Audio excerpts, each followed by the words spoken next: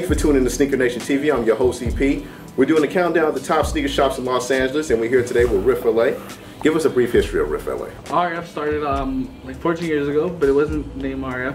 That was actually LA Avenue back in Japan. The same owner started with like 1,000 shoes, anywhere from like 99 4s to black cement 4s to like royal blue 1s. You know, they stocked up pretty well. So we came down on me a little Tokyo, liked the vibe. Opened up the store. There's a lot of consignment shops in LA. What makes RIF LA different from the competition? I mean, I guess the differences would be, I mean, you come into RIF LA, you know, you kind of like, most of the people that come in here, the staff, you know, we all like to chop it up with everybody, you know, and talk to people about, you know, new releases or what they've been looking for, and you know, we try to catch up. And like, I think that's one difference that I don't see a lot of consignment shops do. You know, because a lot of consignment shops you walk into, they kind of just stand back and just kind of let you walk and listen. Okay, you guys want to look? Right. But you know, we'll get out there on the floor. We'll start talking to people on the floor. You know, letting them know if they need any help, you know, make sure they're all right. That's probably one of the differences I can say, you know. Obviously our consignment rate's different, you know, take 85-15. But yeah, that's probably one of the differences, a couple differences that I say that we can have. Okay. Let's talk about when you walk inside RIF LA. Normally when people walk into a sneaker shop, they want to feel like they're in sneaker heaven. You know, they want to feel like they can be able to find anything that they're looking for. What's the ambiance you try to set for people who come inside RIF LA?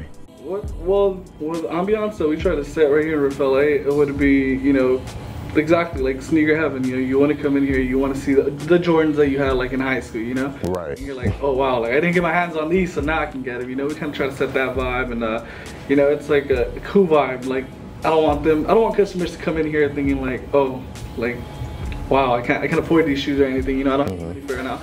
Like we want people to come in here, take a look. Can't buy them now, you know, come back later.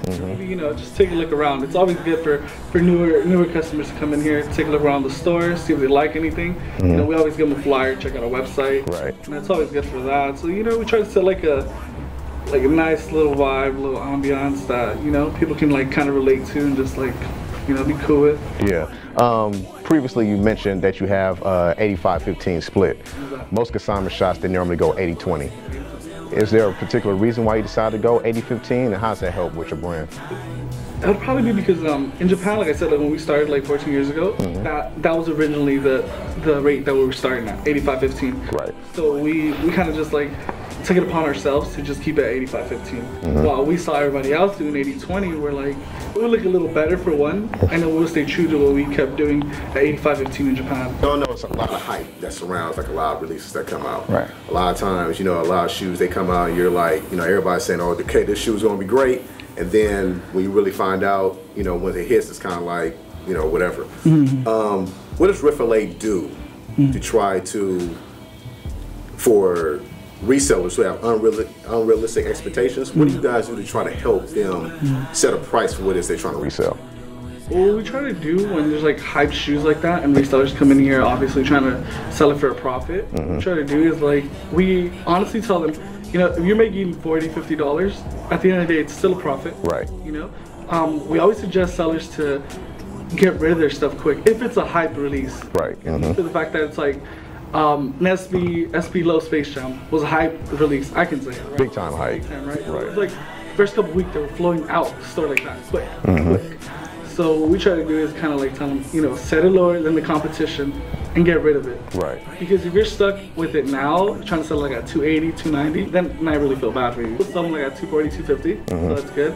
But like some people were trying to like, there were some resellers that were trying to come in here like, can we sell them like at 320? We're like, well, we can't do that. Like highest we could do like 265. Right. Try to get rid of them within a couple weeks because it's a hype release and the hype will go down.